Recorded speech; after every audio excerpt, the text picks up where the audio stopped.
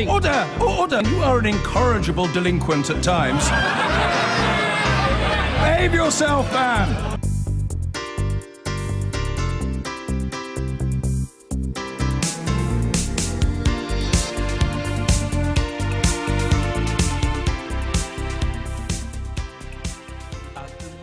But first, Theresa May's government is facing up to some, well,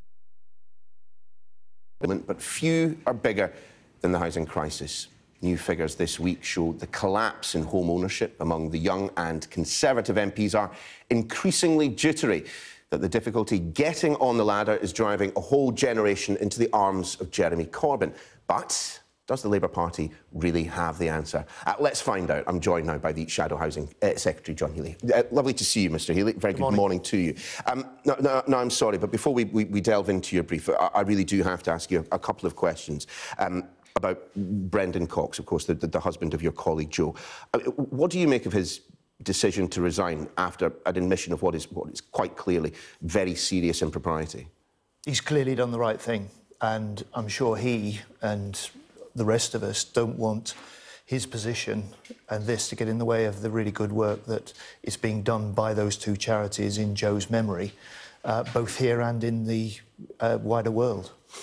In terms of the allegations about Oxfam, which in part is the reason why there has been so much interest in Brendan Cox, you know, of course, there are a number of those allegations are no longer allegations. They've admitted them. Do you get the impression that Oxfam is taking this as seriously as they should? Yes. I think they are now. There are questions about whether they may have done so in the past. There are questions over whether the Charity Commission has taken this seriously enough in the past. And this is clearly not confined to Oxfam. And is certainly getting in the way of the really important great aid work that is done across the board in some of the most chaotic countries. But this type of abuse in the most chaotic circumstances with the most vulnerable people is just stomach-churning. So I think our calls, and I think now accepted by the International Affairs Select Committee in the Commons for a wide-ranging inquiry, I think is part of the next step that needs to be taken. I mean, you described it there as abuse, and many people would agree for you, but Labour, I'll submit, hasn't exactly been taking the lead in this argument, and some have suggested that part of the reason for that may well be, you know, Jeremy Corbyn has in the past called for prostitution to be decriminalised. Now, the situation in Haiti, people are clear that that was an abuse of power. But where does that line begin? At what point does it cease to be a consensual transaction between adults and become an abuse of power? No, of course it was an abuse of power, it was an abuse of position, it was an abuse of privilege for these third world vulnerable people to be exploited by first world aid workers. I completely contest the idea that somehow Labour's been quiet on this. Our shadow spokespersons made a number of statements. We were one of the first to call for a Commons inquiry into this, and that's absolutely necessary, not just into the scale of this, but the causes of such abuse. And I think also the steps that now need to be taken, not just in making sure this never happens again, but also in setting up some sort of register that keeps these organisations up to the mark and prevents anyone who's done this before being rehired in other countries to abuse again. And many people would support that. Let's turn to your brief now, sure. Housing. And, of course, I mean, homelessness is a blight on all of us. But do you believe that it can ever be completely eradicated? Yes. It's not just a blight. I think it shames us all. In a country as decent and well-off as ours, there is no reason why people are sleeping on the streets, in shop doorways, in car parks, for want of a roof over their heads. We saw an unprecedented decline under Labour up to 2010. It's risen every year since then. And the big tragedy here is we know what works because we've done it before.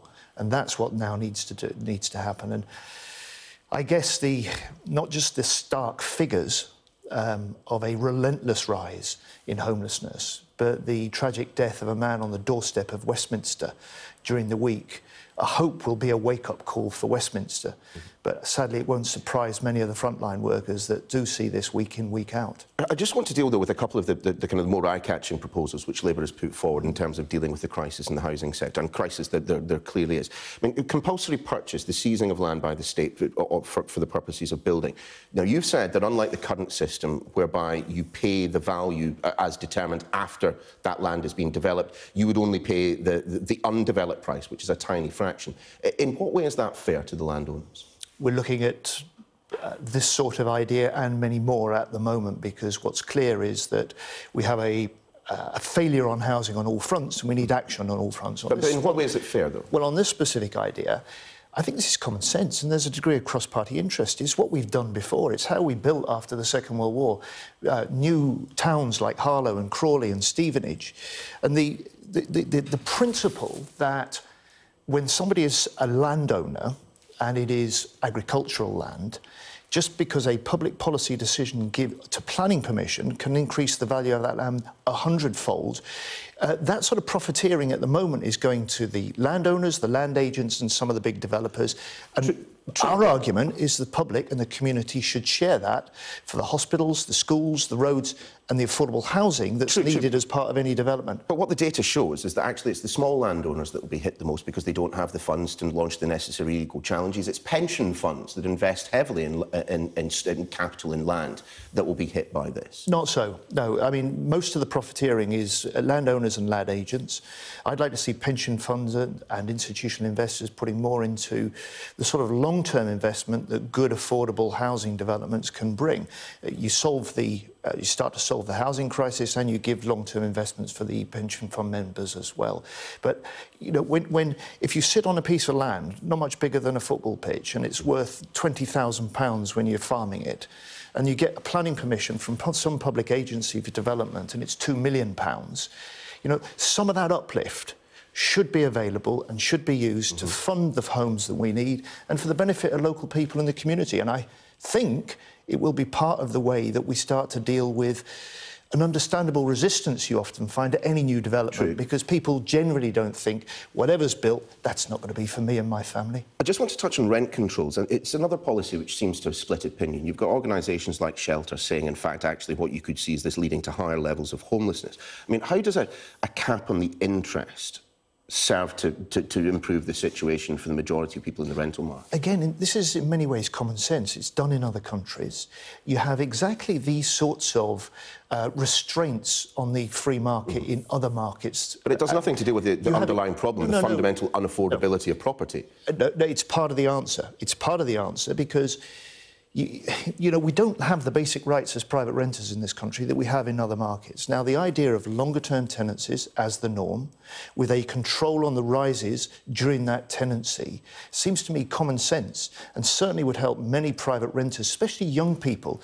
That the report you mentioned out this week demonstrates that they're having to pay a great deal of money in private rent. They can't save up for the deposit, increasingly being locked out of the housing market. But aren't you just driving landlords out of the rental market? And in fact, all that benefits are the people that are able to gather the deposit to buy a house, which, as we know, is incredibly difficult at the moment. No, I don't believe landlords will be driven out of the market. I understand why they want to see more detail. They may be resistant to that. They're very concerned about it. But do you know the best landlords offer longer tenancies? The best landlords offer a guarantee of restrictions in rent rises during that period. There's no reason why we shouldn't be bringing the standard of the rest up to the best. Who's setting housing policy at the moment? You or Momentum? I mean, the people of Haringey would perhaps suggest that it might be the latter. Me, Jeremy Corbyn, and the process that we got within the party. So why were the democratically elected councillors of that area not allowed to proceed with a vehicle, controversial to some, admittedly, but one which would have provided, you know, nigh on 6,500 new homes? The decision for that regeneration scheme is in the hands of the councillors elected to that council. There was no direction from the NEC? Elected to that council and accountable to the people who elect them. What Sadiq Khan, Jeremy Corbyn and I have said, under a Labour government, when you get big regeneration schemes like that, they need to go to a ballot. They need to be able to demonstrate the support of the people most affected, which in principle is hard to argue against.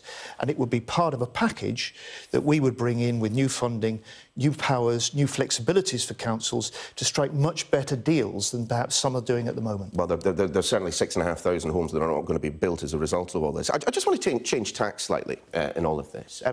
Jeremy Corbyn, do you think he'd make a good spy? I've absolutely no idea, but I mean, ridiculous. I don't think you'd ever make a good spy. I mean, what a ridiculous story. Well, but isn't there a simple way that you can put it to bed? You know, the Stasi have a file on him which, with his permission, could be released into the public domain. Why doesn't he just put it out there? I mean, this is a ridiculous story. I can't believe a serious journalist and programme like you is taking it seriously. I don't know. I'm sorry. I think it's serious. The former head of MI6, Sir Richard Dearlove, thinks it's serious. He points out that Jeremy Corbyn would not pass the security vetting for MI6 or MI5, and yet he's asking to become Prime Minister. No, I'm sorry. I think there is something significant about it. I've never seen you with a bigger smile on your face. For the record, it's wrong, it's false, it's ridiculous. It dates to a period in the more than 30 years ago, and even the Czech head of the Security Services Archives has said in the Telegraph today it's rubbish. But why on earth was he, at that point, meeting with a Czech diplomat? And everyone knew what that meant at the time. You know, that Czechoslovakia, at that point, was locking up, and worse, dissidents left, right and centre. Why was a member of the British Parliament meeting with them? Diplomats, part of their job, and part of the job of policymakers and journalists, is to have those sort of conversations, to get the briefings, do the visits to embassies. That happens all the time, right across the political spectrum and right across the ages. I mean, this is trying to make something out of nothing in order probably to distract by what I would argue is a crisis we have in the government. We have a Prime Minister too weak to be able to negotiate a good deal for Britain on Brexit, too weak to keep the warring factions in her own cabinet in line, and too weak even to get her MPs to vote for her policies in Parliament, which is why Labour is now winning the arguments and forcing changes in government policy on everything from housing to university tuition fees now. John Healey, many thanks for being with us.